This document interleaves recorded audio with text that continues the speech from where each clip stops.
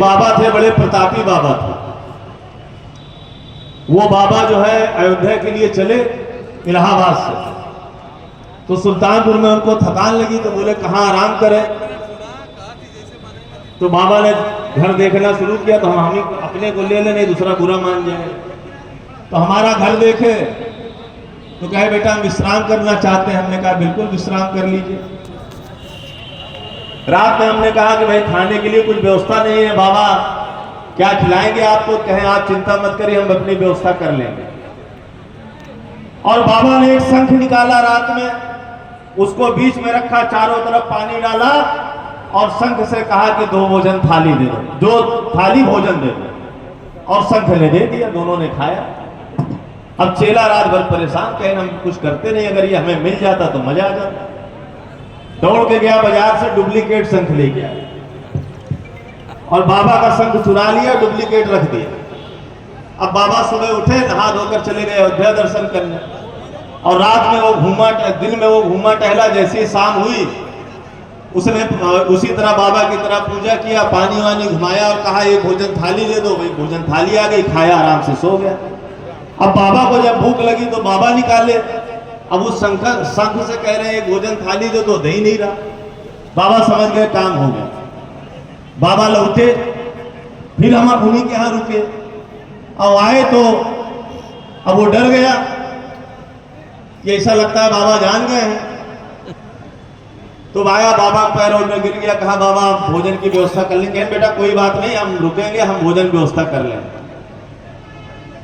अब बाबा ने रात में शंख निकाला, अपना पानी वानी डाला, शंख से बोले कि 2 भोजन थाली दे दो। तो शंख से आवाज आई 2 थाली क्या 4 थाली ले लो।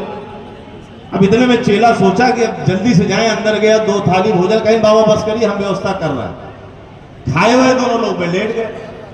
अब चेला सोच रहा कि ये तो दुगना दे, ये तो 2 देता था, ये दुगना देता। अब रतिया हम क्या किया, वो शंख जो है चुरा लिया और पुराना वाला शंख लग दिया, बाबा लेके चले गए। अब बाबा निकल गए प्रयागराज, वो अपना खाना वाना खाए पुराने शंख से। अब ये नए शंख को बैठाया और बैठा करके अपना पूजा वूजा करके कहा कि भैया एक भोजन थाली दे दो, एक थाली भोजन की दे दो। शंख से आवाज आई, एक क्या 2 ले लो। फिर बोला अच्छा 2 दे दो। बोला 2 क्या 4 ले लो। बोला अच्छा 4 दे दो। बोले 4 क्या 8 ले लो। जब बोले 8 ही दे दो, कहे 8 क्या 16 ले लो। कहे अच्छा 16 दे दो। कहे 16 क्या 32 ले लो। तो कहा अरे केवल दुगना करने की, ज्यादा देने की बात करोगे तो कुछ दोगे भी। तो शंख से आवाज आई कि बेटा मैं कुछ देता होता नहीं हूं, बस लालच देता हूं कि दुगना कर दूंगा, तिगना कर दूंगा, 4 गुना कर दूंगा। और यही काम हुआ 2012 में। अखिलेश जी आए, मुफ्त लैपटॉप देंगे, मुफ्त टेबलेट देंगे, मुफ्त में ये दे देंगे, मुफ्त में वो दे देंगे, मुफ्त में सिलेंडर दे देंगे। और हमारे लोगों ने कहा ये सही बाबा आ गया दुगना करने वाला। दुगना करने और उसी में बह गए। और 2014 में क्या हुआ, इनसे भी बड़ा वाला आया। वो कहा नहीं हम 2 दूनी 4 नहीं देंगे, 16 दूनी 32 देंगे, इससे नीचे मानेंगे नहीं।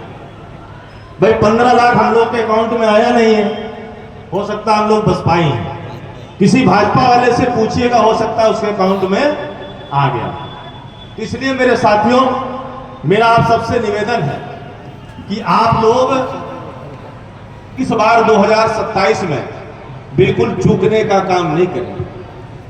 यहां की जनता चाह रही है, परिवर्तन चाह रही है। मैं आपको एक सच्ची घटना बताता। अभी मैं आजमगढ़ से मीटिंग करके गया, मोहल्ले में बच्चे खेल रहे थे। एक मोहल्ले में डॉक्टर साहब की पत्नी की तबीयत खराब थी, मैं अंदर गया, बच्चे भी आ गए। टीवी चल रही थी, मोदी जी भाषण दे रहे थे। वो बच्चे सारे हमसे कहने लगे, कहे अंकल जी आदमी टीवी में काम करता है क्या, जब देखो तब टीवी पे आता रहता है। हमने कहा बेटा तुम तो समझ गए हो, जब तुम समझ गए हो तो जनता भी जरूर समझ जाएगी। इसलिए मेरे साथियों, आप सबसे मेरा निवेदन है कि 2027 में इस प्रदेश की जनता मान्य बहन जी को मुख्यमंत्री बनाना चाहती है, लेकिन हमको आपको सर समाज में अच्छे लोगों को जोड़ करके आगे बढ़ने का काम करना। लेकिन एक बात हमेशा याद रखिएगा साथियों, कबीर दास जी कहते थे कि ऐसी बाणी बोलिए मन का आपा खोए, औरों को शीतल करे खुद हो शीतल। हमारे नेताजी जी कहते थे ऐसी बाड़ी बोलिए जम के झगड़ा होए और उससे झगड़ा